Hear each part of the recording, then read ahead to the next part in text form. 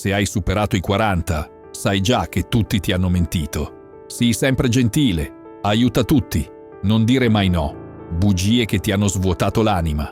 Marco Aurelio aveva ragione. Hai potere sulla tua mente, non sugli eventi esterni. La tua pace mentale vale più di tutti i soldi del mondo, ma te la stanno rubando ogni giorno e oggi impari a riprenderla per sempre. Che cos'è veramente la tranquillità interiore? C'è un momento nella vita in cui capisci che la tranquillità non è silenzio, è forza, non è l'assenza di problemi, è la presenza di controllo. Seneca scriveva: non sono gli eventi a turbarci, ma i giudizi che diamo agli eventi. Superati i 40 anni hai visto abbastanza, hai versato lacrime per persone che non le meritavano, hai perso notti di sonno per situazioni che oggi non ricordi nemmeno. Hai sacrificato la tua pace per accontentare gli altri. E cosa hai ottenuto? Stanchezza, amarezza, la sensazione di esserti perso per strada. Guarda intorno a te, vedi persone che si agitano per ogni commento sui social, che perdono il sonno per pettegolezzi, che si consumano per opinioni di sconosciuti. Non sono in pace. Sono in guerra costante contro fantasmi. Sono adulti che si comportano come adolescenti feriti, sempre in cerca di qualcuno da incolpare per la loro infelicità. Ma tu sei diverso. Hai l'esperienza per capire che la vita è troppo breve per sprecarla in battaglie inutili. Hai la saggezza per riconoscere che il tempo è l'unica risorsa che non puoi recuperare. La vera serenità non è quella cosa zen che vedi sui poster motivazionali. È molto più concreta, molto più potente. È quella sensazione quando comprendi che non devi spiegare te stesso a chi ha già deciso di non capirti. È quando smetti di cercare approvazione in facce che cambiano umore come il tempo. È quando guardi negli occhi tuo figlio adolescente e non ti fai destabilizzare dalle sue crisi, perché sai che anche tu a quell'età eri difficile. La pace interiore non è un lusso, è una necessità di sopravvivenza. È l'armatura che indossi ogni mattina prima di uscire. Senza di essa, ogni parola ti ferisce, ogni sguardo ti destabilizza, ogni critica ti distrugge. Con essa diventi una forza della natura. Pensa ai momenti più sereni della tua vita. Non erano quando tutto andava alla perfezione, erano quando accettavi la realtà per quello che era e smettevi di combattere contro i mulini a vento. Quando tua madre ti criticava e tu, invece di arrabbiarti, sorridevi pensando: ecco, ci risiamo. Quando il tuo ex tentava di provocarti e tu sentivi niente, perché avevi capito che la sua opinione su di te non aveva più il potere di definirti. Questa è la vera libertà, non essere schiavo delle emozioni altrui, non dipendere dall'umore di chi ti circonda per stare bene, essere il capitano della tua nave mentale anche quando il mare è in tempesta. Ma attenzione! La serenità interiore non significa diventare una persona fredda o distaccata, significa diventare selettivo, significa che il tuo cuore si apre solo per chi se lo merita, significa che la tua energia va solo a chi la sa apprezzare. Quando finalmente comprendi che la tua tranquillità vale più di 1000 applausi fasulli, diventi invincibile, non perché niente ti tocca, ma perché scegli tu cosa hai il permesso di ferirti. E questa scelta cambia tutto. Ogni sera, prima di andare a letto, scrivi su un quaderno 3 situazioni che ti hanno tolto la pace durante il giorno. Accanto a ognuna, scrivi: ho permesso a questo di disturbarmi. Domani scelgo diversamente. Fallo per 30 giorni e vedrai la differenza. Come blindare la tua mente dai manipolatori. Epitteto era uno schiavo che divenne uno dei filosofi più liberi della storia. Sai perché? Perché capì una verità fondamentale. Nessuno può farti del male senza il tuo consenso. Aspetta, fermati un attimo, riascolta questa frase. Nessuno può farti del male senza il tuo consenso, non senza la tua presenza, non senza la tua partecipazione, senza il tuo consenso.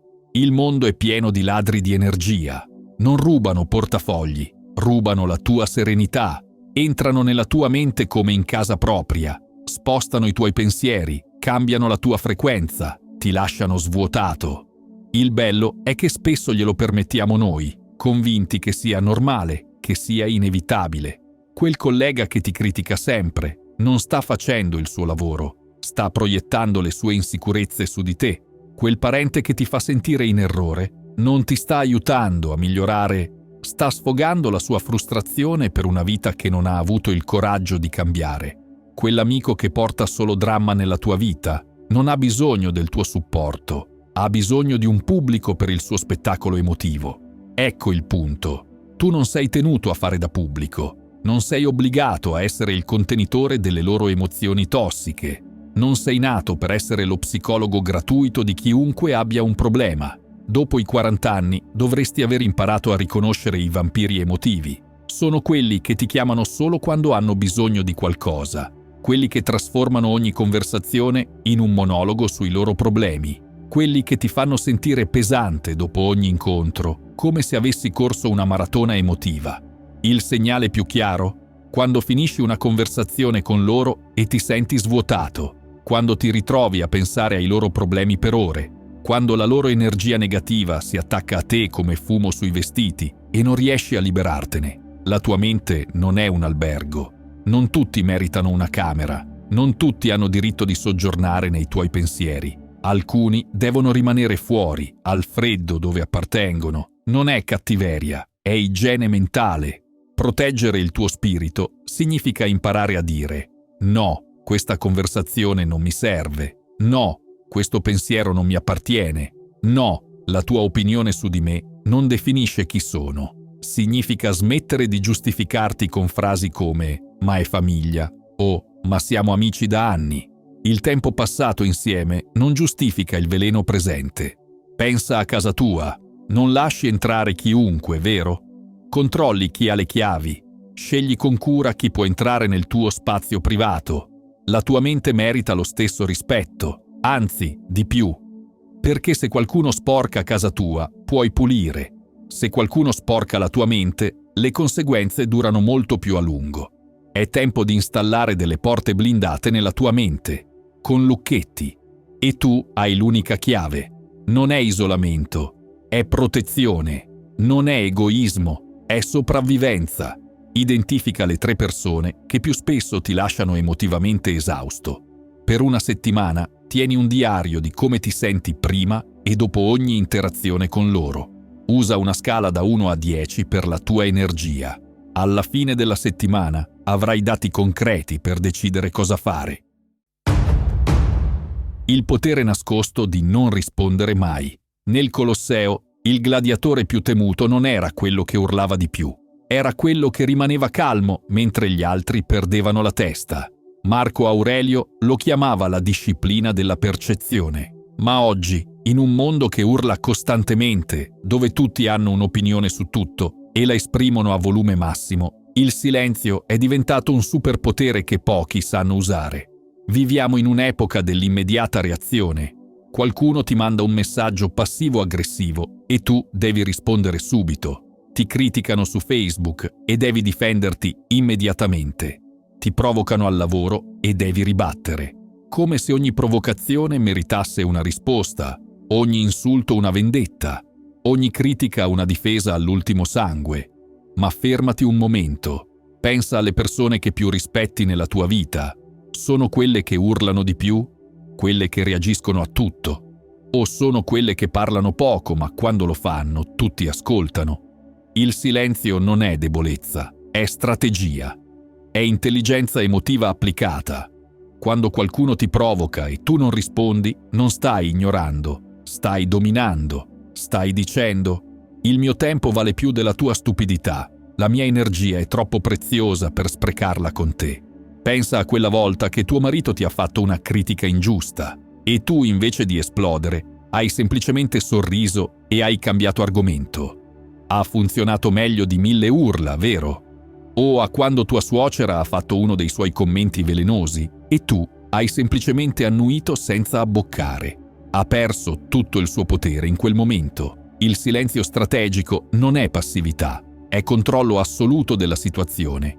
Ogni volta che non reagisci a una provocazione, diventi più forte. Ogni volta che scegli la calma invece del caos, cresci. Ogni volta che rispondi con il silenzio invece che con la rabbia, vinci. perché hai appena dimostrato che hai il controllo delle tue emozioni, non il contrario. Ma attenzione, non sto parlando del silenzio passivo-aggressivo. Quello è manipolazione travestita da maturità. Sto parlando del silenzio consapevole, quello che sceglie di non sprecare energia in battaglie che non meritano di essere combattute. Pensa ai grandi della storia. Gandhi non urlava, sussurrava. Nelson Mandela non attaccava, aspettava. La loro forza non veniva dalle parole, veniva dal silenzio che sceglievano, dal loro rifiuto di scendere al livello di chi li attaccava. Nel mondo del lavoro, hai mai notato come i leader veri, quelli che rispetti davvero, non sono quelli che parlano di più nelle riunioni? Sono quelli che ascoltano, osservano e quando parlano hanno qualcosa di importante da dire. Il loro silenzio ha peso, ha gravità. Il silenzio dice: io so chi sono. Tu no. Dice: la tua opinione su di me non cambia la mia realtà. Dice: sono troppo maturo per giocare a questi giochi infantili.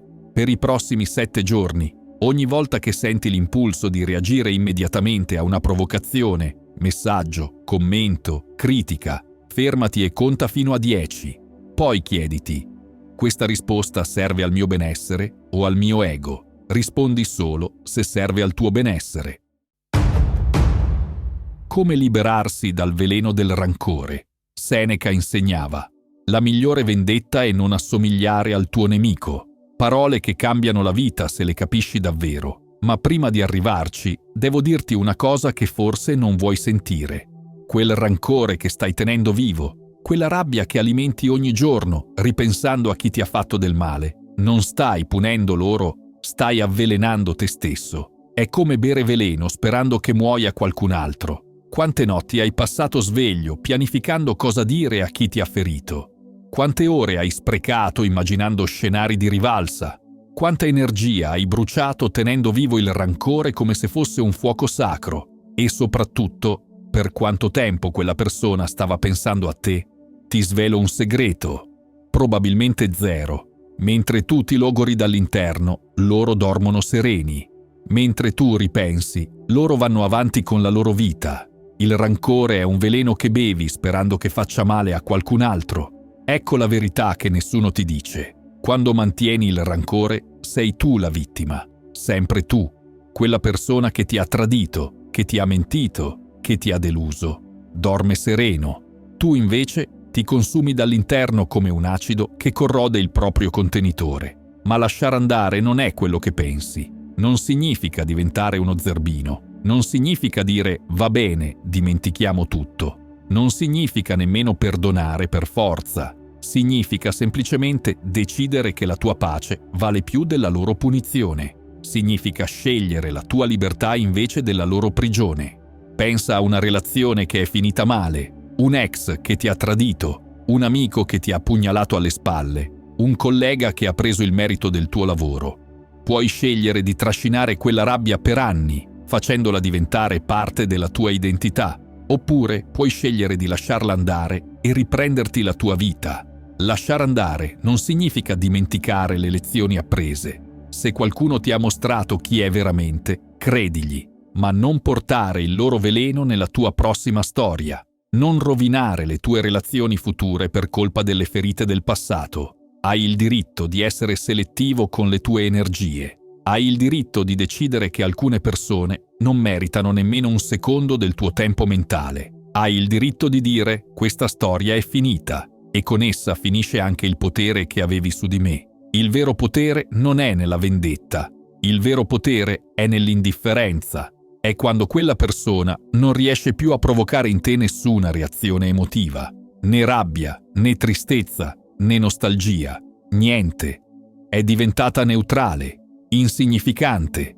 Quando impari a lasciare andare senza vendetta, succede qualcosa di magico. Diventi libero, non più legato ai loro errori, non più definito dalle loro scelte, non più prigioniero del loro passato. La tua energia, che prima sprecavi nel rancore, ora può essere investita in qualcosa di costruttivo. E poi c'è un bonus inaspettato. Spesso, quando smetti di odiare qualcuno e diventi indifferente, è allora che quella persona inizia a rispettarti. Non perché tu lo voglia, ma perché hai dimostrato una forza che non si aspettava. La vendetta ti tiene attaccato al passato, il perdono ti libera, ma a volte è troppo da chiedere. Ma lasciare andare ti fa volare nel futuro che meriti. Scrivi una lettera a qualcuno che ti ha ferito profondamente. Scrivi tutto quello che provi, senza censurarti. Poi brucia in sicurezza la lettera, non mandarla mai. Questo esercizio serve a te, non a loro. Ripeti ogni volta che il rancore riaffiora. Smetti di vivere per gli altri. Marco Aurelio governava un impero, ma sapeva una verità che molti ignorano. Non perdere tempo prezioso chiedendoti cosa pensa il tuo vicino. Concentrati su ciò che fai tu. Ti racconto qualcosa che forse riconoscerai.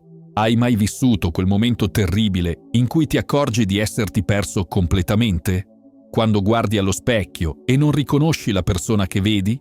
Quando ti chiedi, ma io chi sono veramente? Succede quando passi anni, decenni, definendoti attraverso gli occhi degli altri, quando diventi la madre perfetta che tutti si aspettano, il marito devoto che non delude mai, il figlio che non fa mai arrabbiare nessuno, l'impiegato modello che dice sempre di sì. Un giorno ti svegli e ti rendi conto che hai vissuto la vita di qualcun altro. Hai mai notato come le persone più infelici sono quelle che vivono per l'approvazione degli altri? Cambiano personalità come vestiti, a seconda di chi hanno davanti. Con i genitori sono una cosa, con gli amici un'altra. Al lavoro diventano completamente diverse. Quando sono sole, non sanno più chi sono. Questa è la tragedia di chi basa la propria identità su quello che pensano gli altri. Vive sulle montagne russe emotive. Un giorno è al top perché qualcuno le ha fatto un complimento. Il giorno dopo è a terra perché qualcun altro l'ha criticata. Ma il tuo scopo? Il tuo scopo non ha bisogno di applausi per esistere. La tua missione non ha bisogno di like per essere valida. Il tuo valore non diminuisce se qualcuno non lo riconosce. Anzi, spesso le persone che non capiscono il tuo valore sono proprio quelle che dovresti ringraziare per averti mostrato chi non merita un posto nella tua vita. Quando ancori la tua identità al tuo scopo invece che alle persone, diventi una roccia. Le persone vengono e vanno. Gli amici tradiscono, i partner se ne vanno, i colleghi cambiano lavoro, ma il tuo scopo, quello rimane, quello non ti abbandona mai, anche nei momenti più bui. Pensa a ciò che ti fa sentire vivo, non ciò che ti fa sentire accettato. Ciò che ti fa sentire vivo è quando aiuti qualcuno, quando crei qualcosa, quando risolvi un problema, quando stai con i tuoi figli e li vedi crescere. Quello è il tuo scopo. Quello è ciò che non deve mai dipendere dall'approvazione di nessuno. Smetti di mendicare attenzione da chi non capisce il tuo valore. Smetti di spiegare i tuoi sogni a chi non ha visione. Smetti di giustificare le tue scelte a chi non ha mai avuto il coraggio di fare le proprie. Concentrati su ciò per cui sei nato, non su chi ti applaude mentre lo fai. Il mondo è pieno di critici che non hanno mai creato nulla, di giudici che non hanno mai rischiato nulla, di persone che ti diranno che non puoi farcela perché loro non ci sono mai riusciti. Quando il tuo scopo diventa la tua bussola, succede qualcosa di incredibile. Smetti di perdere tempo con persone che non aggiungono valore alla tua esistenza, non perché sei diventato arrogante, ma perché hai riconosciuto che il tempo è limitato e tu hai una missione da compiere.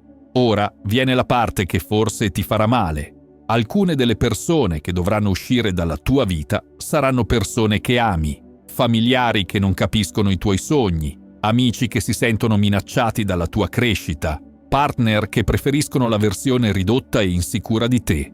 Ascolta bene, il tuo scopo è più grande della loro paura. La tua missione è più importante del loro bisogno di tenerti in un angolo. E se davvero ti amano, alla fine capiranno. Se non lo fanno, forse non era amore quello che provavano. Scrivi la tua dichiarazione di scopo in una frase sola. Inizia con "Io esisto per" e completa. Appendila dove la vedi ogni giorno. Ogni volta che devi prendere una decisione importante, chiediti: questa scelta è allineata con il mio scopo? Guarire allontanandosi. Epitteto diceva: non sono gli eventi che ci disturbano, ma i significati che attribuiamo agli eventi. A volte il significato più sano che puoi dare a una relazione è fine. So che questa parola ti fa paura. Fine suona così definitiva, così crudele, così sbagliata. Ti hanno insegnato che le persone brave non se ne vanno, che l'amore vero resiste a tutto, che la famiglia è tutto, che gli amici veri ci sono sempre. Ti hanno mentito. Pensavi che quella persona ci sarebbe stata per sempre. Credevi in quell'amicizia, in quell'amore, in quel legame familiare. Hai investito anni, energie, lacrime, speranze. Hai giustificato comportamenti inaccettabili con frasi come «ma mi vuole bene» o «è fatto così» o «in fondo ha un buon cuore». Ascolta la verità. Alcune persone sono stagioni, non destini. E quando la stagione finisce, devi avere il coraggio di lasciare andare l'autunno per abbracciare l'inverno. Anche se l'inverno all'inizio sembra più freddo e solitario, allontanarsi non è sempre rabbia. A volte è saggezza, non è sempre orgoglio. A volte è protezione, non è sempre egoismo. A volte è sopravvivenza. Dopo anni di tentativi per salvare relazioni che ti stavano uccidendo lentamente, è ora di salvare te stesso. Ci sono persone che ti fanno sentire bene per un momento, poi ti distruggono lentamente. Ti danno l'illusione di essere indispensabili, ma in realtà ti stanno svuotando. Ci sono relazioni che ti consumano un pezzo alla volta finché non riconosci più te stesso. Quella sorella che ti critica sempre, quell'amico che ti cerca solo quando ha bisogno, quel partner che ti fa sentire sempre in errore, non stanno aggiungendo valore alla tua vita. Stanno sottraendo anni alla tua felicità. Il bello è che spesso loro nemmeno se ne rendono conto. Sono così abituati a succhiare energia dagli altri che pensano sia normale. Pensano che tu esista per soddisfare i loro bisogni emotivi. Che il tuo ruolo nella loro vita sia quello di ascoltare, supportare, dare, senza mai ricevere nulla in cambio. Guarire significa riconoscere che non tutti i legami sono sani, che non tutte le connessioni servono la tua crescita, che a volte la persona che devi salvare sei tu e non puoi salvare te stesso rimanendo in un ambiente che ti avvelena. Quando te ne vai, non farlo con odio. L'odio ti terrebbe ancora legato a loro. Fallo con quella che io chiamo indifferenza compassionevole. Riconosci che sono bloccati nella loro disfunzione, ma non è tuo compito liberarli. Augura loro il meglio e vai per la tua strada. Il senso di colpa arriverà. Arriverà come un'onda. Se avessi provato di più, se fossi io il problema, se mi stanno davvero amando a modo loro. Stop. Queste sono le voci della manipolazione che hanno piantato nella tua testa anni fa. La verità è questa. Se dopo anni di tentativi per far funzionare una relazione ti senti ancora svuotato, incompreso, svalutato, il problema non sei tu. Il problema è che stai cercando di far crescere fiori in un terreno velenoso. Hai il diritto di essere selettivo. Hai il diritto di dire: la mia sanità mentale vale più della tua compagnia. Hai il diritto di scegliere la pace invece del dramma, anche se significa camminare da solo per un po'. Sai qual è la cosa più bella dell'allontanarsi dalle persone sbagliate? Fai spazio a quelle giuste. Quando smetti di investire la tua energia in relazioni tossiche, improvvisamente hai spazio per relazioni che ti nutrono, ti supportano, ti fanno crescere. Fai una lista delle 10 persone con cui trascorri più tempo. Accanto a ognuna scrivi se ti senti carico o svuotato dopo averci passato del tempo. Se la maggior parte sono nella categoria svuotato, è ora di fare dei cambiamenti. Inizia con quella che ti drena di più. Perché la calma è la tua arma segreta. Marco Aurelio comandava legioni, ma la sua vera forza non erano le spade, era la sua tranquillità interiore. Scriveva: quello che disturba le persone non sono gli eventi, ma i giudizi sugli eventi. Il mondo ti ha mentito per decenni. Ti ha fatto credere che essere pacifico significhi essere debole, che essere calmo significhi essere passivo, che scegliere la serenità significhi arrendersi. Ti ha venduto l'idea che la forza si misura in decibel, che il potere si dimostra alzando la voce, che il coraggio significa sempre attaccare. Bugie. Tutte bugie che ci hanno inculcato in una società che confonde la violenza con la forza, l'aggressività con la determinazione il rumore con l'autorità. La pace è la forza più potente dell'universo. È l'energia che muove gli oceani senza fare rumore. È la potenza che fa crescere le montagne millimetro per millimetro, impercettibilmente ma inarrestabilmente. È la forza che fa brillare le stelle per miliardi di anni senza stancarsi mai, senza urlare la propria presenza. Quando sei in pace, non hai bisogno di convincere nessuno di quanto sei forte. La tua forza si vede, si sente, si respira nell'aria intorno a te. Le persone lo percepiscono immediatamente. C'è qualcosa di diverso in questa persona. Pensa alle persone che più ammiri nella tua vita. Non sono quelle che fanno più confusione, vero? Non sono quelle che si lamentano sempre, che creano dramma, che hanno sempre un problema da risolvere. Sono quelle calme, quelle che parlano poco ma con saggezza, quelle che non si fanno trascinare nei conflitti inutili. Le persone deboli reagiscono a tutto. Come marionette ballano al ritmo di chi tira i fili delle loro emozioni. Qualcuno dice qualcosa e loro esplodono. Qualcuno fa qualcosa e loro si offendono. Vivono in reazione costante, sempre in balia di forze esterne. Quelle forti rispondono quando scelgono di farlo, riflettono prima di parlare, considerano le conseguenze prima di agire. Non si fanno trascinare nel fango da chi vuole sporcarle, ma quelle più forti di tutte, quelle forti per davvero, a volte non fanno né l'una né l'altra cosa. Semplicemente esistono, nella loro pace, nella loro certezza, nella loro forza silenziosa che non ha bisogno di dimostrare nulla a nessuno. La pace non è l'assenza di battaglie, è sapere che non tutte le battaglie meritano di essere combattute. È la saggezza di riconoscere quando stai per sprecare la tua energia in qualcosa che non cambierà nulla. È l'intelligenza di capire che alcune persone vogliono solo trascinarti nel loro caos per sentirsi meno sole nella loro miseria. Non è mancanza di opinioni. È la saggezza di sapere quando esprimerle e quando no. È la differenza tra avere qualcosa da dire e dover dire qualcosa. È la maturità di capire che non ogni provocazione merita una risposta. Non ogni insulto merita una difesa.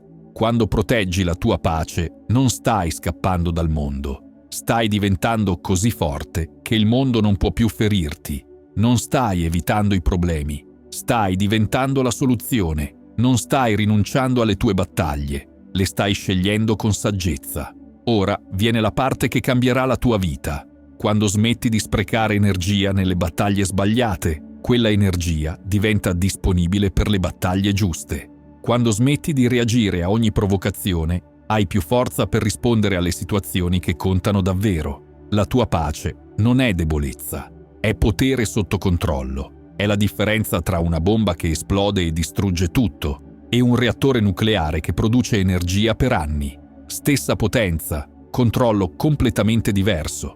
Ogni mattina, prima di iniziare la giornata, ripeti questa affermazione. Oggi scelgo la pace come mia forza. Non reagirò al caos degli altri. Risponderò solo a ciò che serve la mia crescita. Fallo per 21 giorni consecutivi e osserva come cambia la tua prospettiva. La strada verso la pace interiore non è facile, non è veloce, non è sempre compresa da chi ti circonda, ma è l'unica strada che vale davvero la pena percorrere. È l'unica che ti porta dove vuoi veramente andare, a casa, da te stesso. Ricorda le parole di Seneca. Ogni nuovo inizio viene dalla fine di qualche altro inizio. Oggi finisce la tua disponibilità a sacrificare la tua serenità per l'approvazione degli altri. Oggi finisce la tua tolleranza verso chi ruba la tua energia. Oggi finisce la tua paura di stare da solo piuttosto che mal accompagnato. Oggi inizia la tua vita da guerriero filosofo. Inizia la tua esistenza da persona che ha capito il valore del silenzio. Inizia il tuo cammino verso una pace che nessuno potrà mai rubarti, perché hai imparato a proteggerla come il tesoro più prezioso che possiedi.